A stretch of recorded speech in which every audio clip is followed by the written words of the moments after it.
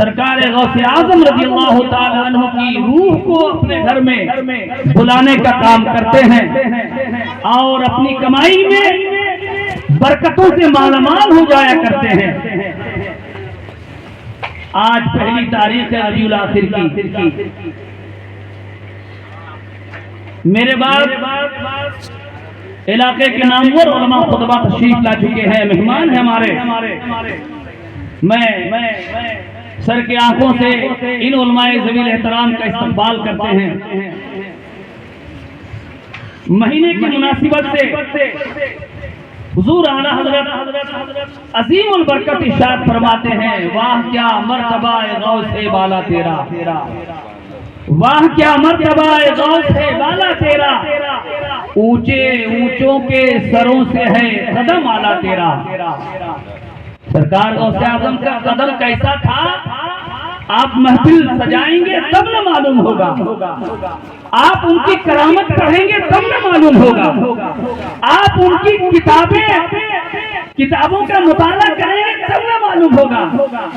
आप अपने बुजुर्गों से, अपने अकाबिरीन से, अपने उलमाए दीन से हजरत का मुजाहिदा करामत इल्मी लियाकत क्या थे सरकार गौसे आजम बड़े पीर दस्तगर की, जब आप पढ़ेंगे सुनेंगे तो मालूम होगा। जब आप ही नहीं सुनिएगा तो आपके बच्चों को कौन सुनाएगा, आप ही नहीं सुनेंगे तो आपकी औलादों को कौन सुनाने आएगा। हम जब छोटे छोटे थे तो 11वीं शरीफ के मुकद्दस तारीख में पूरा गांव मिलकर सर जोड़ करके शानदार प्रोग्राम किया करता था और सरकार गौसे आजम की रूह से पूरा गांव फैजियाब हुआ करता था। आज इस तरह के प्रोग्राम को लोग बाईपास किए हुए हैं। वजह क्या है? या तो फिर कोई करने वाला नहीं है, या तो फिर आप नहीं चाहते। हमारे जिम्मेदारान, उनको टाइम नहीं है। पूरा गांव मिलकर के कोई तो एक जिम्मा ले लेता। आइए सेक्रेटरी साहब आ जाइए। देखिए ऐसी हाल में भी इनके पुरखों ने, इनके पूर्वजों ने जो तरबियत दिया है, मिलाद शरीफ में शिरकत की, इस हाल में भी इनकी हाजिरी हो रही है। वरना आज का जवान कहता है दादा को, बाप को, जाना दादा, जाना बाप, फायदा क्या है वहां जाने से, यही कहता है। मियां आपने मिलाद में आना, इज्तिमा में आना, जलसा व जुलूस में जाना जब से छोड़ चुका है, या यूं कह लीजिए अगर आप जलसे में नहीं जा रहे हैं, मिलाद में नहीं आ रहे हैं, तो कम से कम जुमा में इमाम का खिताब सुनने शुरू करने से पहले पहुंच गए होते। इस नीयत से चले जाते कि इमाम साहब किबला आज क्या उन्वान बयान करेंगे, कौन सा वाकया बयान करेंगे, सरकार का मुजज़्ज़ा बयान करेंगे या औलिया किराम की करामत बयान करेंगे।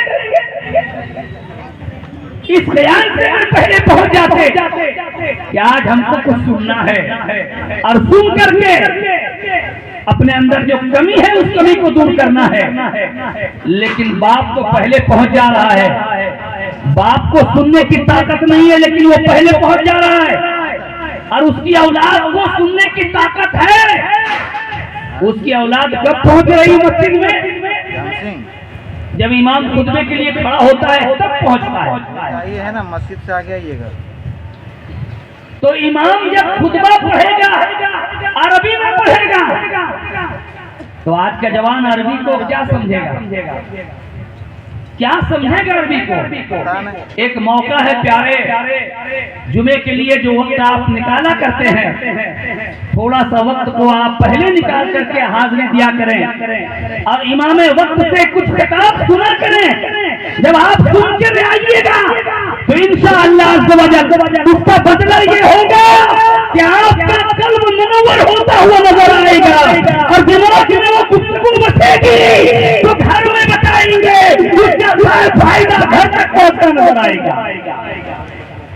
मिलाद में तो आना लोग छोड़ दिए जी।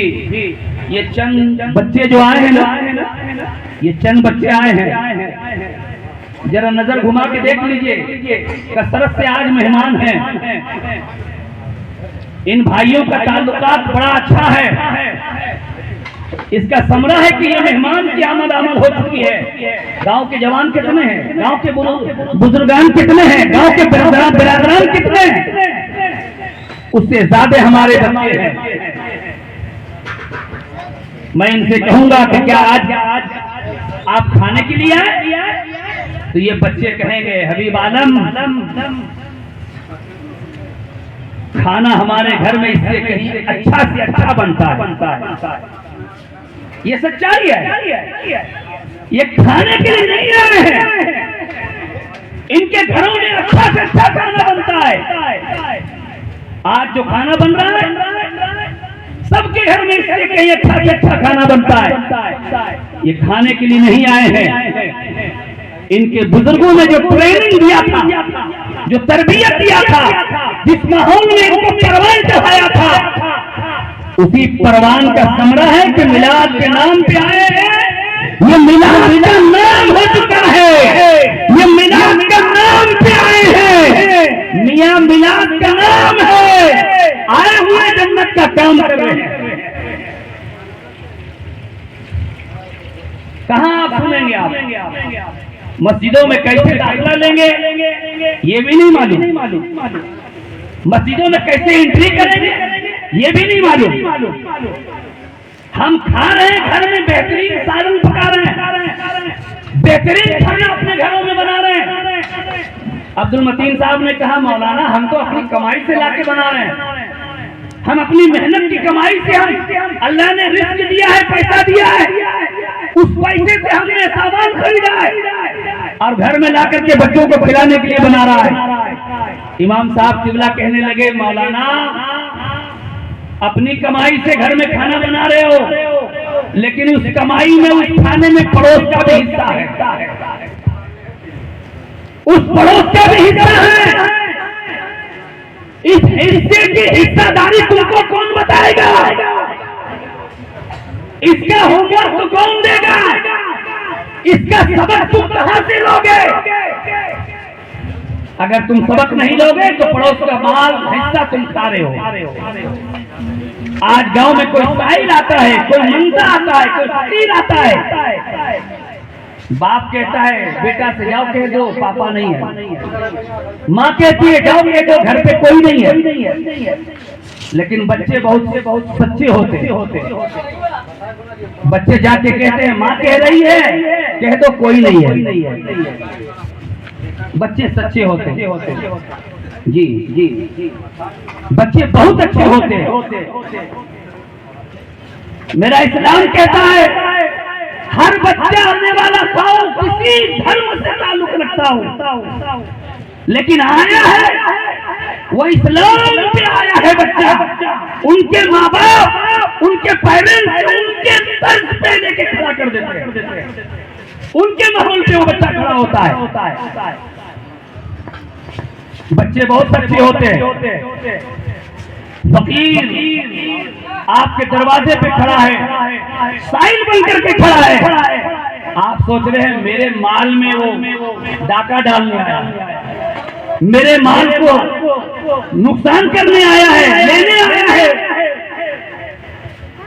लेकिन सुन लीजिए मियाँ वो साइल बन करके आया है, वो आपका हक नहीं, अपना हिस्सा लेने आया है। बेशक अपना हिस्सा लेने आया है। ये कौन सबक देगा आपको? कहां आप सीखिएगा?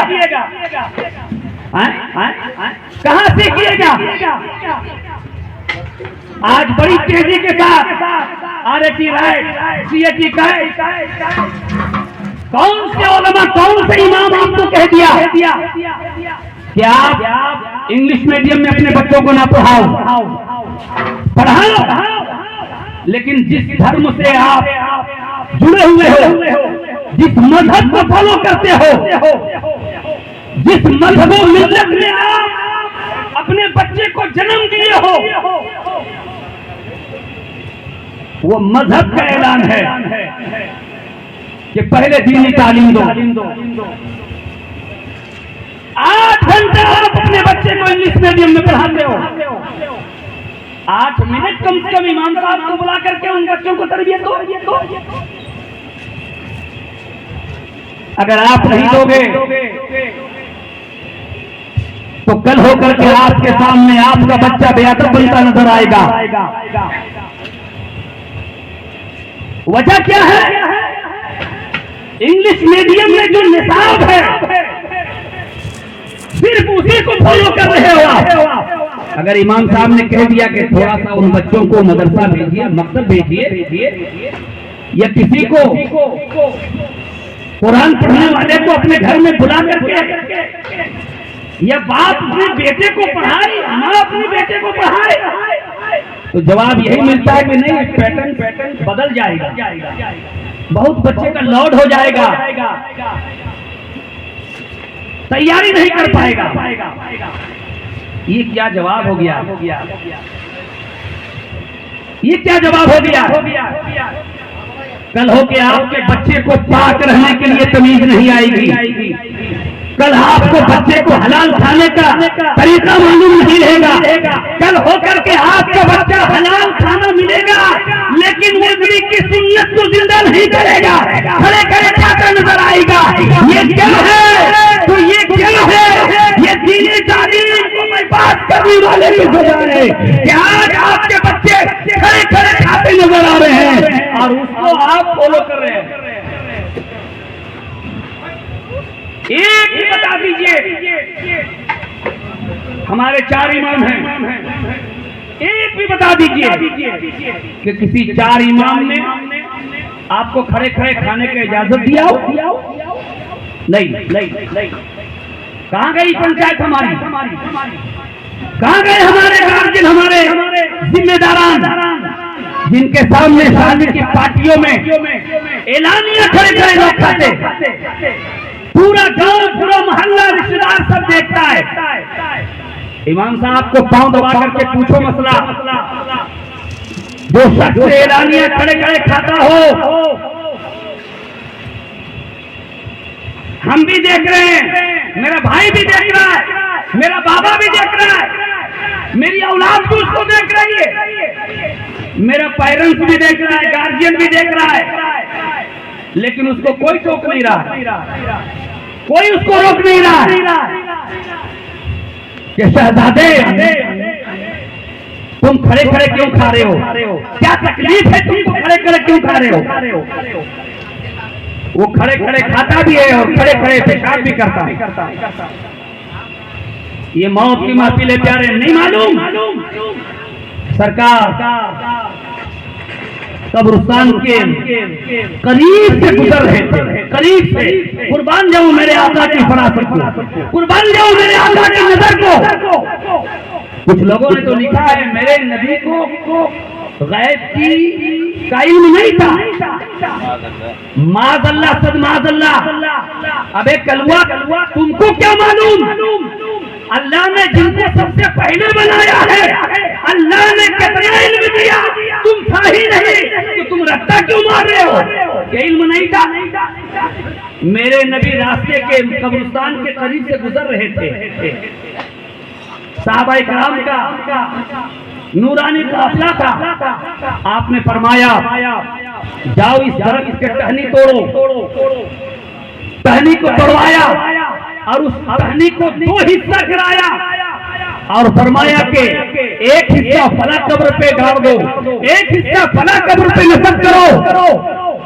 सहाबाए किराम पूछने लगे या रसूल अल्लाह सल्लल्लाहु अलैहि या हबीब अल्लाह,